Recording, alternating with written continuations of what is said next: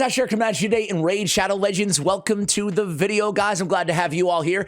It's a big one today because it is an updated top 25 champions in Raid Shadow Legends, and boy, have things changed. I'm going to give the disclaimer that I give in front of every video like this. It's a very stupid video, but we like doing them anyway, right? Because it's so unbelievably difficult to rank the top 25 champions in the game, where frankly, they're adding new OP void legendaries, regular legendaries, mythical champions. This year has seen the most power creep, I believe, in the history of Raid, and I don't expect that to, well, forget the double negative. I don't see that not continuing, still double negative. I think it's going to be the same next year. I think there's going to be more mythical champions added to the game and strong legendaries, etc., etc., etc. I would love to counterbalance that by allowing empowering of epic and rare champions, or making more epic and rare friendly content with the new updates that are to come, but that's another video for another day. Anyway, guys, it's impossible to do this. I'm going to snub so many unbelievably good champions, but this is my personal list, and I'm ranking it in order from 25 all the way to 1, the best champions in the game. We're going to try to go through it in less than like 45 minutes. I could be late for dinner tonight. So let's get right to it here, starting with Lizardman. We're starting with the mythical champion. I think I have 4 or 5 mythicals on the list today, guys. We have Hierophant Lazarius. This dude is pretty dang cool. He looks like a just more beefed up version of Nekmothar. Let's take a look at his second form here. Here he goes. The big reveal. He looks, he's like one of the rare mythicals, right? Forgive the wording there. That actually looks a little bit less intimidating in his mythical and his alternate form. Anyway, he's a support on his base. He's got a shield on the A1. He's got a block debuffs on all allies on a 3-turn, and then increase the duration of all buffs on enemies by 2 turns. With the block debuffs. Also, he's placing block buffs on all enemies for 2 turns. This Nest of Vipers is sneakily one of the best, if not the, well, it's definitely the best buff extender, de-extender, cleanser, block buffs. This is a broken ability. This Nest of Vipers is insanely good. I don't have this dude. Boy, looks really cool. He's got a turn meter fill by 20%, decreased turn meter by 20%, increased attack, and a strengthen on all allies on a 3-turn cooldown. A very, very good ability. Has speed in all battles by 25%. That's the best in the game. By 1% for speed auras. We have a attacks all enemies. Big nuker, 1600 base attack. He's got ignore shield, increase defense, excuse me.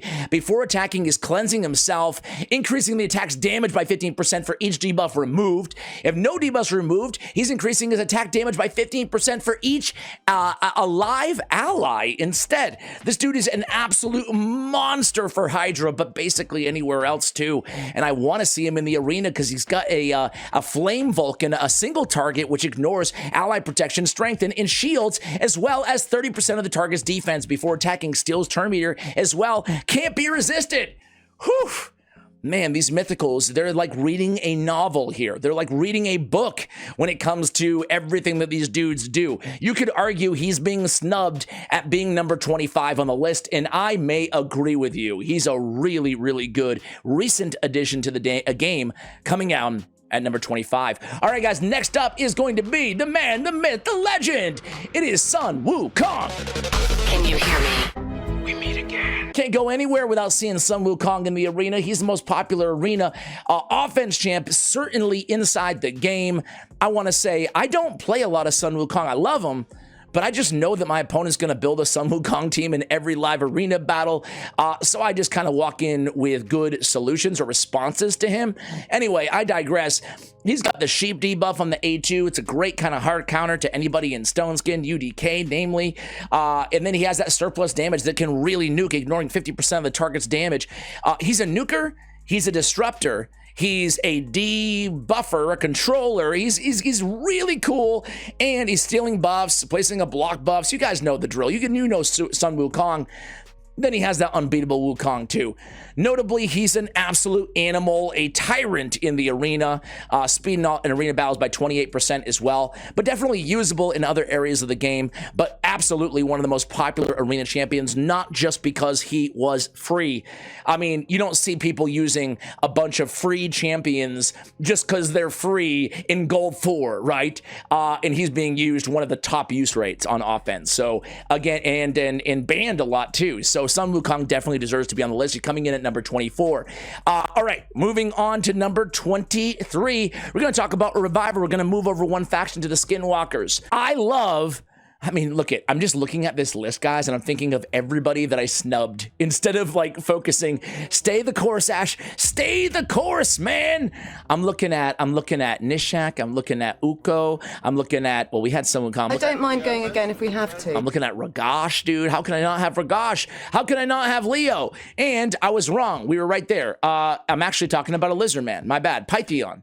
So Pytheon is coming in at number 23. I just told you a bunch of champions that are not on the list, but probably you could argue should be. Pytheon, number 23. He's got the cleanse. You see, when I'm looking at revivers nowadays in this game, I'm looking at, okay, how unique are you? Where am I going to be using you? And Pytheon, he's definitely unique in the arena, in Hydra, and anywhere else you need a reviver. He's unique because he's got the revive, not a bad revive at all, right? He's got the strength and 50%, turn meter, 50% HP. It's a nice cooldown 4 as well. We have overlay, which has some damage mitigation on the passive, a la kind of like a force affinity version of a Duchess, only quite a bit different the rest of the kit because he's bringing a cleanse. So he's a reviver who's bringing a 3-turn cleanse and a heal with block debuffs. That's a very, very good combination, and he's pretty dang tanky too. I really love Pytheon. Very, very good versatility on this champion, and definitely a champion that I use quite a bit personally. All right, guys, next coming in at number 22 on the list is going to be Theodore. Theodore the Savant. Listen, there's a lot of poison combustors. Shout out to Artak out there. He was really close to making number 25 on my list. I had him on my short list, but then I had to eliminate like 15 champions. Why me? Why did you pick me? But I included Theodore mainly because he's just so damn good. Aside from the instant activation, which is obviously a massive part of his kit, he's defense-based, he's fast, he's easy to keep alive, he's got an AoE decrease speed, and then he brings increase speed as well. I mean, he's just doing so much, even beyond what he's known for, which is speed running and just instantly activating poisons and burns all over the place. Theodore is still, to me, the creme de la creme when it comes to instant activators in this game. So big shout out. We love you, Theodore. Coming in at number 21 on the list is going to be our first epic on the list, guys. That's right. I'm including Geomancer over so many mythicals and legendaries, and it just speaks to how amazing Geomancer is in the game. He's just so good in so many areas. They add a new area to the game, and inevitably, Geomancer shines there as well. I feel that way, especially with, I use him on my Iron Twins team. I used him previously in a lot of Doom Tower bosses. I use him in my Shogun team as well as my main DPS. You can use him in Sand Devil. I feel like you can use this dude just everything they put out, I feel like he's really good at, right? Even better than a lot of legendaries. So he has the burn. He's got the, he's got a really good kit in his own right, kind of like Theodore, right? Even beyond what he's known for, that passive. He's got a really solid kit. He's got full deplete targets, turn meter on a 3-turn cooldown. That alone is solid. He's placing a burn for 3 turns, a weaken for 3 turns, big version. He's got the removing buffs. He's got the AoE decrease accuracy, and he's got all that damage from the Stone Guard as well. He's got to be the most used, or I don't know, top 3 or 4 most used epic in the game, at least I would say, right? Coming in at number 20 on our list, guys, is going to be Harima. Harima is my favorite defense-based nuker in the game, with all apologies to all the other amazing, like Stultuses. There's just so many good defensive nukers right now in the game. It's a great time to be a defensive nuker. And Raid Shadow Legends, we got the triple hitter, the instant activation of the Celestial Awe. It smacks, man. It smacks. You're reducing defense. You're stealing their defense. The AoE, the provoke. The provoke can't be resisted by Demon Spawn. Demon Spawn can't land a critical hit against her. She can ignore or she can mitigate ignore defense effects by 50%. It's a game changer in terms of defensive survivability, specifically in the arena where critical hits are, you know, they're fast and furious coming at you, right? So Harima, absolutely one of my faves out there. Just insane damage. Insane champion overall, right? All right, coming in at number 19 on the list, we have, it's Lydia. It's Lydia on the list, guys. I think I might be snubbing her at number 19, to be honest. Now that I'm looking, I'm like, wait a second here, guys. Wait a second. Maybe she should be a little bit higher. But yeah, Lydia still got it, guys. She still got it in a big way. She got the AoE decreased defense, the weaken, one of the best debuffers in the game because she has both on a 3-turn cooldown, but she's also bringing the big version of strengthen and increased speed on the same ability. Are you kidding me? She can lock somebody out, poison sensitivity, you name it. She does everything, it feels like, on her A3. And then, of course, her death hold, which is nice to at least mitigate just temporarily a champion like a Sun Wukong or a Nogdar the Headhunter or all the revivers in the game that are popular in meta right now. Her base stats are on point and she's accessible. All you need to do, easier said than done, depending on where you are in the game, is just beat 3-star every faction war, right? And you get her.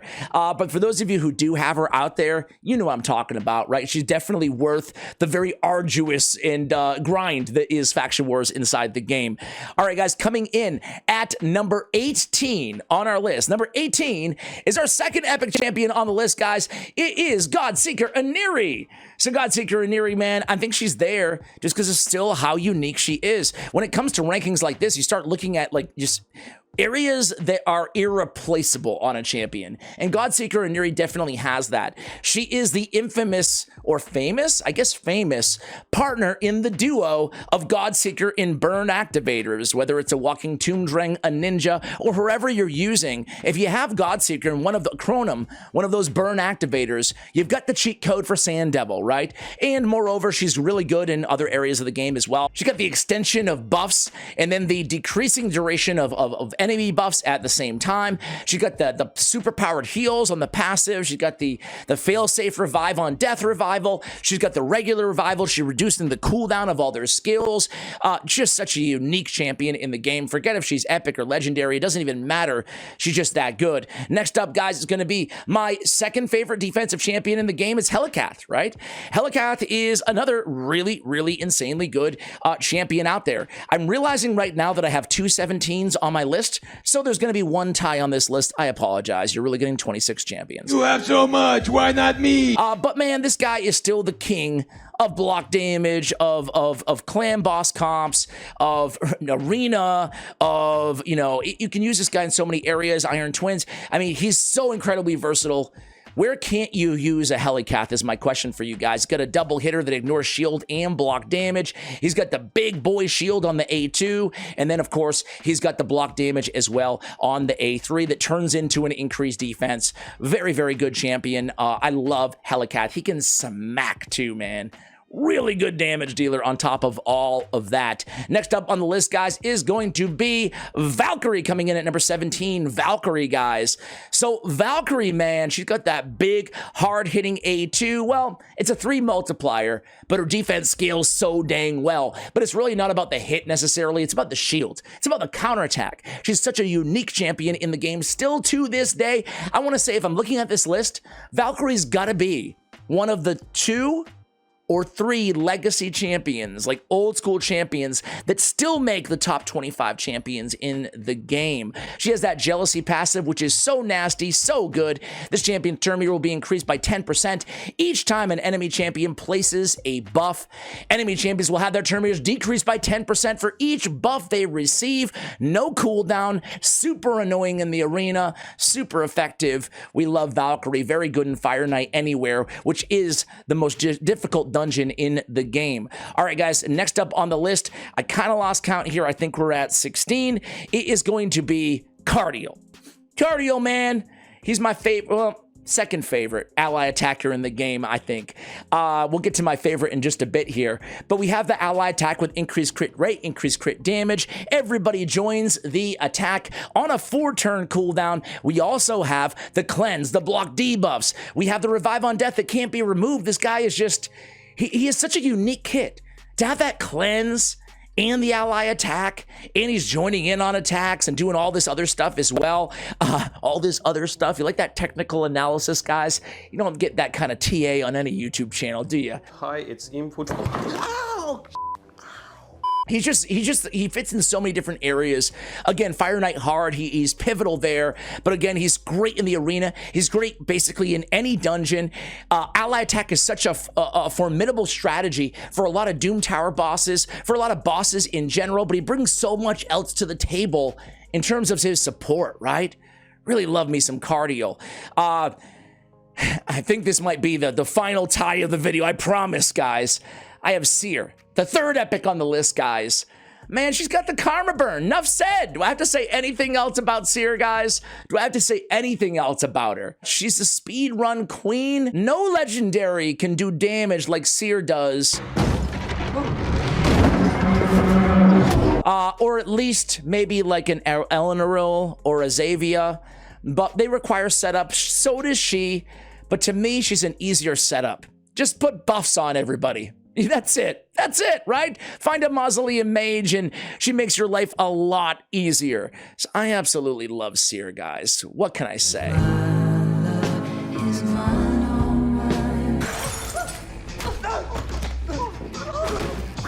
Coming in at number 16, I promise no more ties. Sorry, guys, I should have double-checked my work going into this video, but I can't snub my Seer.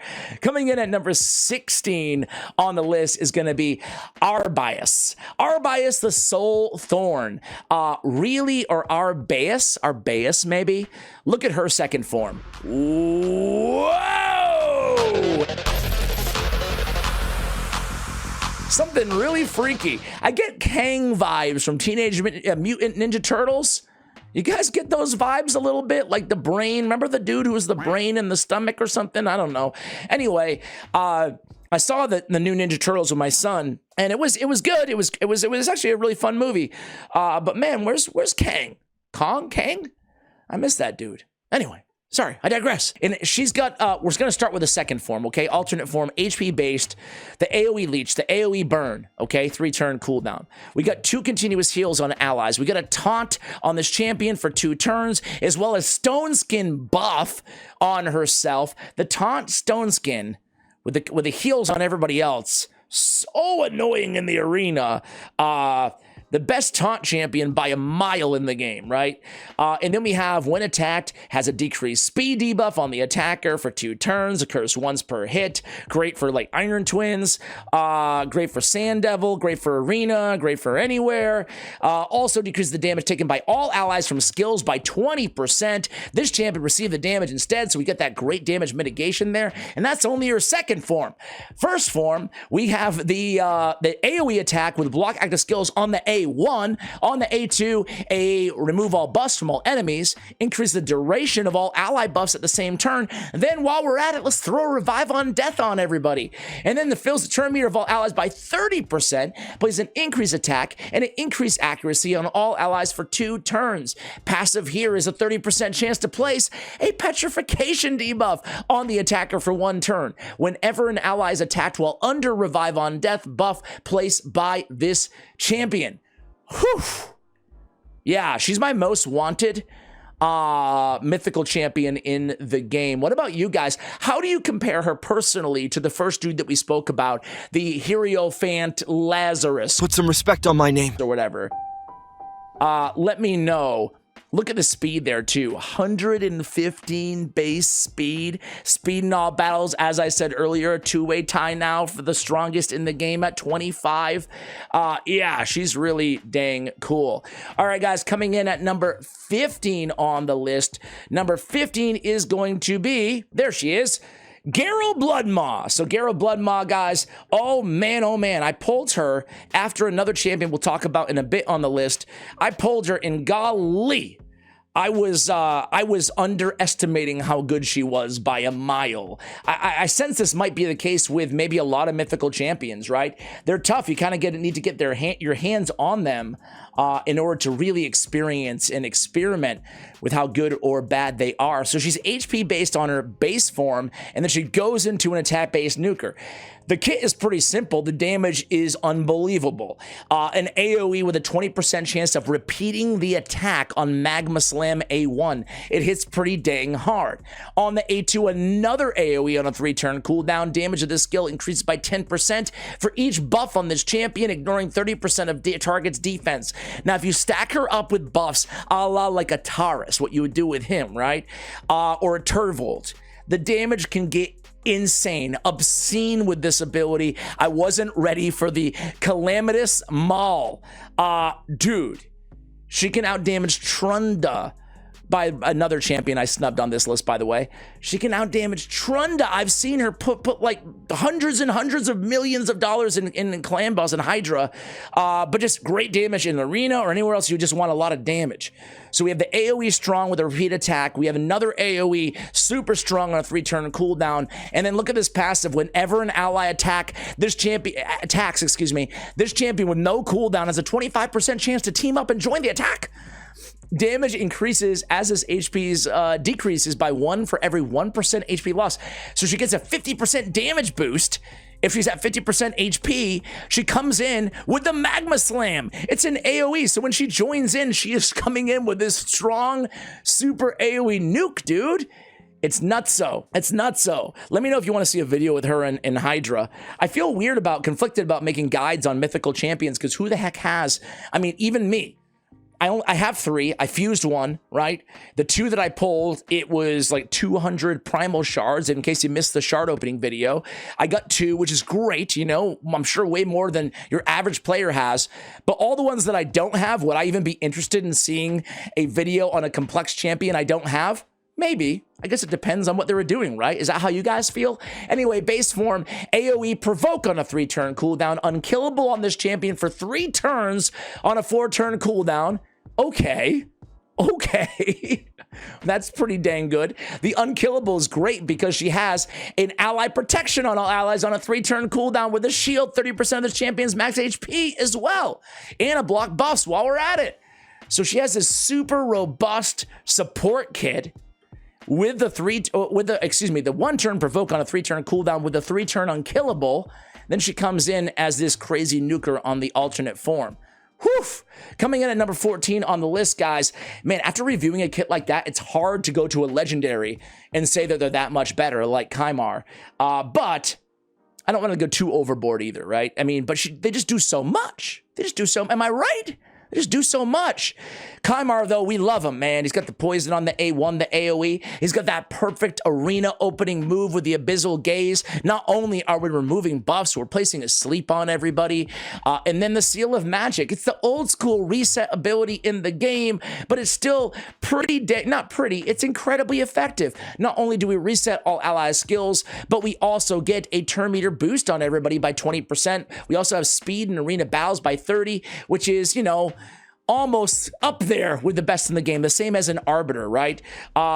Kirmar, I still love this dude, man. I still love him. He still is somebody who absolutely needs to be responded to or banned in the arena, and obviously has amazing use case everywhere else as a reset champion. He can reset an Eleanor. He can reset a Seer, for example. So he's that motor still in so many other areas of the game. Hey, we're going to stick with this theme here as we go into number 13, and we're going to talk about Warlord. Warlord comes in at number 13, one of the most picked and one of the most banned live arena champions in the game. He's got the Orcish rituals. You guys are familiar with the skill. If you're not, it's still incredibly strong. It's broken as the day he was added to the game as one of the first batch of Void legendaries. An AoE 100% chance to put each target skills on cooldown, and then has a 60% chance to fully deplete each target's turn meter on top of that.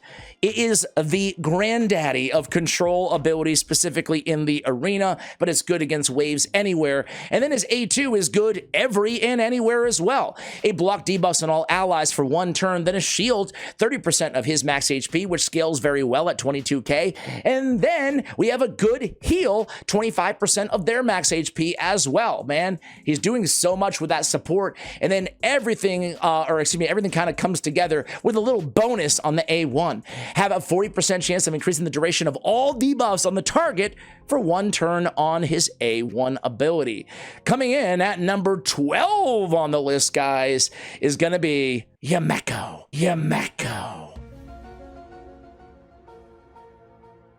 Yunko. We love Yumeko, man. You could argue she might belong even higher on the list. The A2 is unique. It allows her to place Hex, which is incredibly good. You see all those Trunda, 100 million damage teams. The Geral now, 100 million plus damage teams, even way more than that in some situations. It's made possible, sure, by the Dance of Time and multiple Yumekos, and it just being a broken combination that Plarium refuses to nerf because it's pay-to-win friendly. But I digress. The A2, though, people sleep on the idea that she can land Hex for 3 turns. Landing Hex for 3 turns on a 3-turn cooldown allows her to be your Hexer and Hydra Clan boss if you don't have another one on the team, which most of these teams don't. They rely on curse sets and Yumekos to be the Hex Slayers. Moreover, we can, deflect the debuffs or reflect the debuffs away with that Hex because of the passive effect, which is notably good for Bommel. And then, of course, Dance of Time decreases all allies turns and increases enemy cooldowns by 3 turns. It is the best cooldown manipulation ability in the game on 1 skill, right? So Yumeko is still just top of the class here. Very, very, very, very, very in-demand champion basically everywhere in this game. Coming in at number 11 on our list is going to be Taurus the Fierce. So Taurus, I pulled Taurus.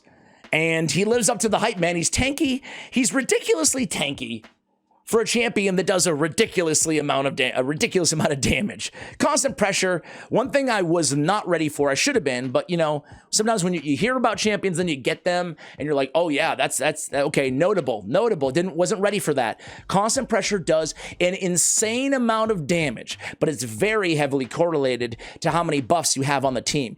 Kind of like we said earlier, right? You really want to get that kind of Turvold-esque, right? We want to load him up with a lot of buffs so he can take full advantage of this insane damage from constant pressure. We come in with a 2-turn stun. He has that unbelievable synergy with Marishka as well. Just a really, really good champion overall and tough to get rid of as well. Great for Hydra, insanely good for the arena, good for damage everywhere that you need an absolute tank. To deal a absolute insane amount of damage, right? Coming in at number 10 is his girlfriend, Marishka the Unbreakable. Marishka is also insanely good. She's got speed all battles, 24%. She got the one random ally will join up on her A1s. If it's Taurus on the same team, he'll join up. She got one of the best heals in the entire game. It's a 40% of her max HP. You just try to get that HP up as high as humanly possible. You got this great heal, this great shield. She got the protected strengthen as well. She's got the cleanse and the turn meter fill, and then she has to block damage and revive everybody on the passive. That block damage is so sneaky good. Any poison, HP burn, or bomb, you get the block damage on everybody and then revives everybody with 50% HP and a 75% turn meter whenever she's killed. She's fast. What do I have to say about her? She's amazing, right? Her at number 10 tells you how the heck good everybody else is on this list, right? But at number 9, I have my most controversial choice of the entire list. I'm sure of it, guys. And it is, oops, sorry, wrong faction. It is Lady Mikage. Whew. I made a whole video about her, guys, and I fused her not expecting that she was going to be as good as she is. I don't want to name any sites out there, but every tier list I consulted after I fused her were like, put her at around 4-star, 4 out of 5, probably 200 champions that I didn't name on this list over her on a lot of those lists out there. But man, I couldn't disagree more strongly. I think she's number 9 on my list. I think she's so freaking good. After fusing her, She's a must fuse for everybody, I feel. First of all, she's one of the fastest champions in the game, base speed 115. Her base stats all around the board are very good, right? Tanky, fast, you name it. Attacks one enemy with a random ally from the Shadowkin faction. Pretty cool on the A1. She got a shield on the ally with lowest HP for 2 turns as well. She got an AoE with the decreased the duration of all enemy buffs and all ally debuffs by 1 turn. Sometimes that's all you need. Sometimes it's a cleanse. And then it increases the duration of all enemy buffs and ally buffs by 1 turn. So it's literally doing everything. It's decreasing the bad stuff, increasing the good stuff for both your allies and the enemies as well. She's got the Imperial Decree. This is very similar to Cardial's ally attack. She's got to increase attack and increase crit damage. Instead of the crit rate, she's got attack, which is even better on all allies. Then they join up and ally attack. That's what an ally attack does, Ash. It gave us every piece of information we need. I mean, great. At the start of this champion's turn, removes all debuffs from the ally with the highest attack. Perfect. Perfect. If like there's a torment on the other team or something like that, you just make her faster than your nuker. She cleanses the freeze right off. No big deal. Okay, we have a sleep on the A1. We have an AoE. This is her second form. AoE stun. 100% stun on a 3-turn cooldown. Also, while we're at it, let's decrease the turn meter of all allies, our enemies, that would suck, enemies by 30%. But we're not done yet. We have an increased accuracy on all allies, and then we're removing all buffs from all enemies and placing the big version of weaken on them for 2 turns. And at the start of this champion's turn, decreases the turn meter of the enemy with the highest attack by 15%. Whew. Dude, come on, man. She's got the stun, she's got turn meter decrease, she's got increased accuracy, she's got buff removal, she's got weaken, she's got the cool passives on both forms, she's got the increase, the decrease, the increase, the decrease, she's got the ally attack with the increased attack, the increased crit damage. I mean, what else do you want? She's fast, she's tanky. I love Lady Mikage. Do you want to live? All right, coming in at number 8, guys, is going to be Duchess. Duchess Lilithu, I mean, she still got it. She still got it. She got one of the strongest AoE revives in the game. 4-turn cooldown, 70% HP, the Veil and the continuous heal for 2 turns on all allies. Great ability, great revival. She got the block debuffs, the increased attack, the perfect Veil, the perfect nuker setup. Well, the perfect everything, really, right? But I love her as a reviver to set up my attack-based nukers in the arena or anywhere else for that matter. She protects them with the Veil. She, helps everybody with the block debuffs. And then she also has the increased attack, right? So if I am in the arena or somewhere, or anywhere for that matter, and I want to run a defensive team, a really strong, robust team, higher Doom Tower floors, or a defense team in the arena, I'll run, maybe a Bellatar Mage Slayer, or a Cify, basically a reviver who has an increased defense. If I'm running an attack-based team, if I'm running like an Nithwi or a Trunda or whoever you're running, Leo, especially Candrafon because of the Veil synergy, I'm running a Duchess as my reviver. But you bring that all in with the decreased damage taken from AoE attacks by 25%. I mean, that is beyond substantial, beyond significant. It's a great damage mitigator. It's a built-in strengthen in the arena or against champions. Big version that's just active all the time, that stacks with strengthen, right? It is very good. She got the little shield on the A1 as well. The speed in all battles by 19%. Coming in at number 7 on the list, guys, is going to be, speak of the devil, Cify, the Lost Bride. Cify coming in at number 7, one of the highest win rates inside the game in terms of live arena. You can use her absolutely everywhere. The bride of Rhodos, the Lost Groom, who was right on the borderline of making this list. Let me know who you would take out if you wanted to add them in. Love Beyond Death has the really strong revive, 55% HP and a full turn meter on a 4-turn cooldown. Also brings the increased attack. She's healing everybody at the start of her turn. She's removing fear or freeze from allies at the start of their turn. She's removing all debuffs from Rhodos at the start of his turn. She's got the best control ability in the game, arguably, with the irresistible sleep on the A1 in the arena. It's hard to say she's underrated with this sleep because I think people rate her properly, like at the top of the game. But this sleep, if you don't have her or you don't spend a lot of time in the arena, it is, like I said, it's up there with like right after like Warlord, Orcish Rituals and Dance of Time and stuff. It's up there with just the best control. It may not sound like it, But again, an irresistible sleep allows you, if you build Cify fast enough, which is easy at 114 base speed, it allows her to not just be a great reviver, not a great buffer on the team with a block debuff, a turn meter fill, an increased defense, and an increased speed, but also it allows her to be a great healer with the passive, a cleanser with the passive, a buffer with the A2, and control with that A1. She does so much. She has the resist all battles by 80 as well. Quit hitting on my wife. All right, coming in at number 6 on the list, guys. Number 6 is going to be Mr. Iron Gut himself, Grazer Iron Gut. The big fella, he's pretty cool, man. I mean, he's pretty dang cool, right? That's the understatement. Defense in all battles by 33%. He's got the AoE shield on the A1. This guy is just this unbelievably perfect combination of a ton of damage and a ton of support and a ton of control. He's doing so much.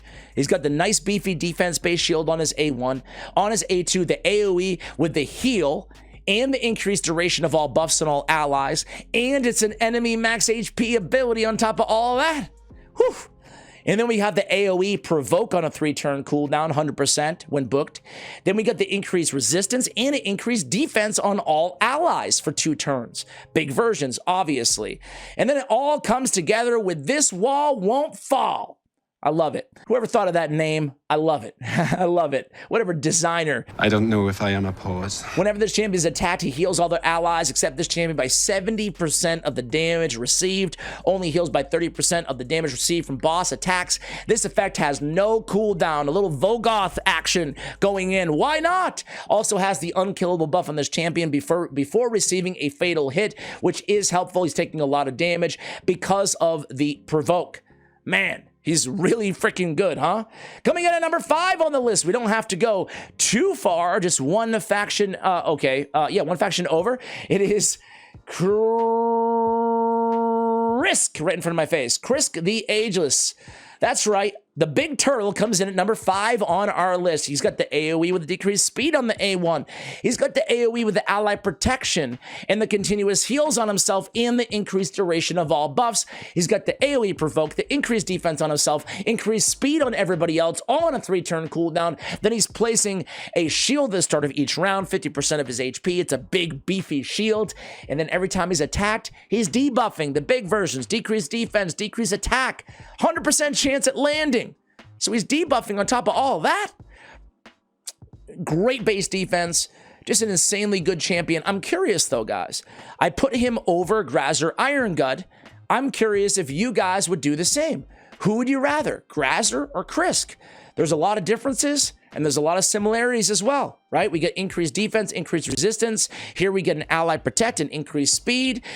Different passives, quite different. We have a shield, but they're different mechanics. An AoE, but we have a decreased speed versus a shield. There's the same, but so different too at the same time. Coming in at number 4 on the list, guys. Number 4 is going to be none other than Mr. Nut or Newt. Newt, man. Newt. Coming in at number 4 on the list, do you think I'm too high on Newt? I don't think I am, because first of all, he's a defense-based champion, 1,500 plus base defense. That's insanely high. So he's tanky is what I'm trying to say. But you just look at any top team list seemingly everywhere in the game, and you see Newt there, man. He's just so unbelievably good. I don't know what to say.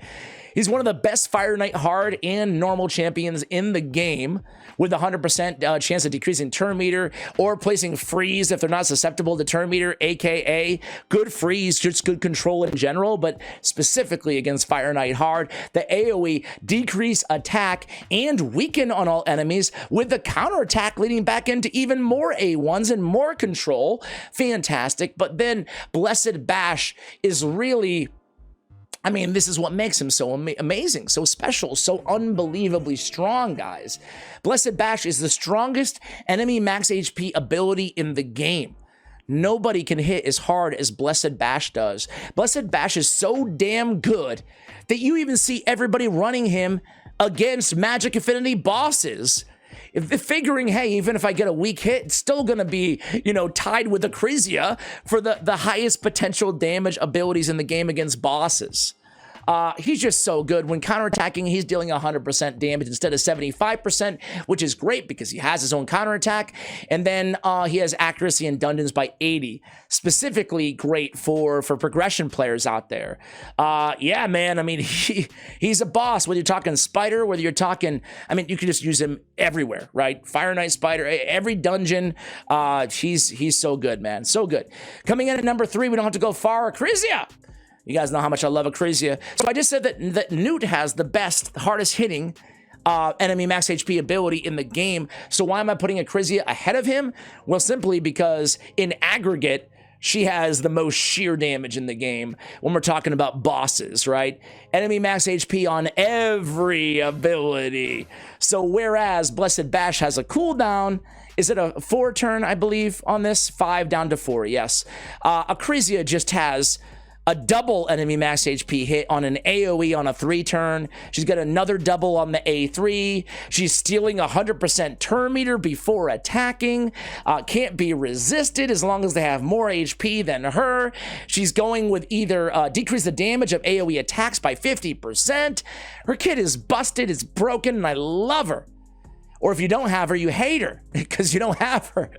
But I gotta say, I wanted her for so long. I pulled during an embarrassing amount of 10x events for her, and I luckily got my hands on one. Some of my guildmates, clanmates, sorry, have like 2 or 3 Arisias.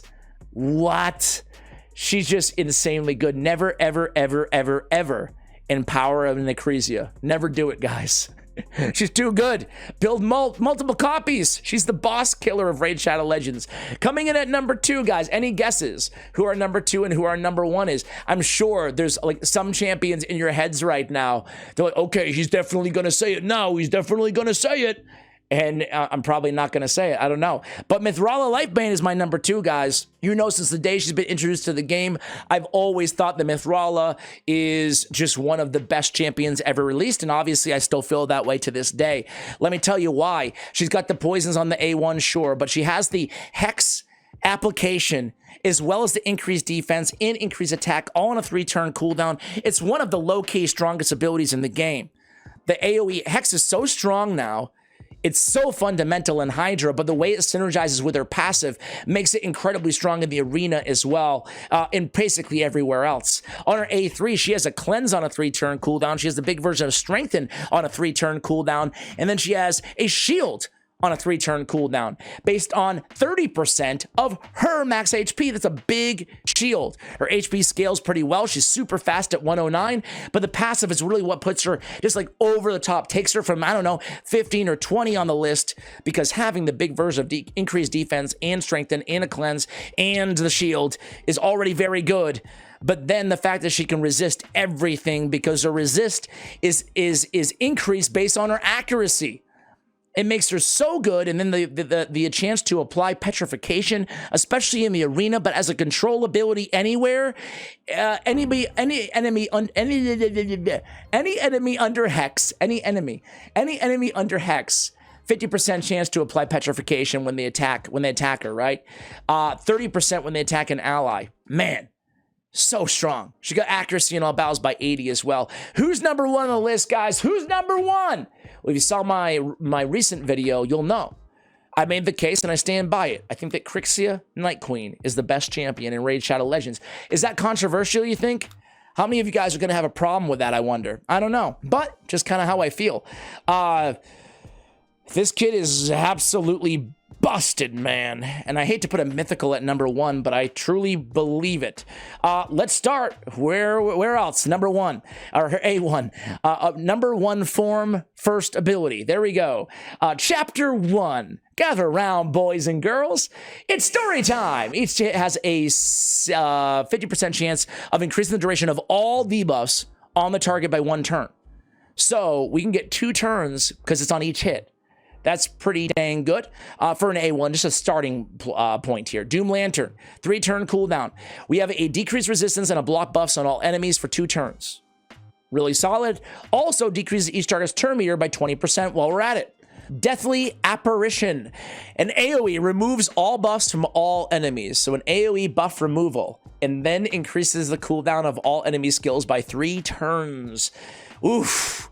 So we've got a little Yumeko Dance of Time action going on here, but we're also removing all their buffs. Ooh, it's my favorite opening arena move in the game. Really nasty, right? Buff removal is so important now. And then you add the cooldowns to it. It's just one of the best strip and control abilities in the game. It's so unique. It's so powerful. She's immune to stun, and we increase her accuracy by 1 for every 2 resistance they have, which is great. I have her built with around, I think, 300 resistance. I didn't go overboard, but with 300 resistance, boom, I just get a magical 150 accuracy out of thin air. She also has resist in all battles by 80. Let's go to her second form here, guys. Second form is a double hitter. Each hit has a 60% chance to decrease the duration of all debuffs on a random ally by 1 turn. Okay, kind of the inverse of the A1 on her base form. Now she has an AoE with a block debuffs and an increased resistance on all allies. Also, we have a turn meter fill of 20% on all allies, but it keeps getting better with Night Purge. We're also cleansing all allies and decreasing the cooldown of all ally skills except this champion by 3 turns. So now we have the Kirmar built in there, right? Now you can argue that Yumeko's Dance of Time ability is better because it does both at the same time, or you can argue that Night Queen Crixa is better because it allows you to do extra things like cleansing or removing buffs from enemies. And you can have them on separate cooldowns, which allows you to synergize into the A2s, the powerful A2s on both forms. But either way, I guess it depends on the situation that you're in, right? Sometimes it might be Dance of Time. Other times it might be an ability like this. She's immune to sleep, kind of an anti-Kirmar type move. Increases champion's speed by 1 for every resistance she has. So you can get up to 50 extra speed as well with this passive. I don't know, guys. What do you think? You guys know how much I love Warlord and Kirmar and Yumeko, and she's got a little bit of both and then a lot extra thrown in, right? I don't know. I think that she is right now, at the time of this recording, she's the #1 most banned, even over Yumeko and Warlord in Gold 4 and Gold 3 in Live Arena. But she does not, I don't want to limit her to just Live Arena. Where can't you use a skill set where we're decreasing resistance, we're blocking buffs, we are increasing durations? Hello, it's me. Oops, Narma, what are you trying to do, Narma? You're not in this video. Block debuffs, the increased resist, the decreasing cooldowns, the cleanse. I mean, where you can't use a skill set like this? Hydra, Arena, you name it. I don't know. She's insanely good to me. Am I too high on her? Let me know, guys. That's my list. And look we did go 45 minutes, didn't we? Ash, you can't get out of your own way, bro. Hey, thank you so much for watching. And as always, take care, guys.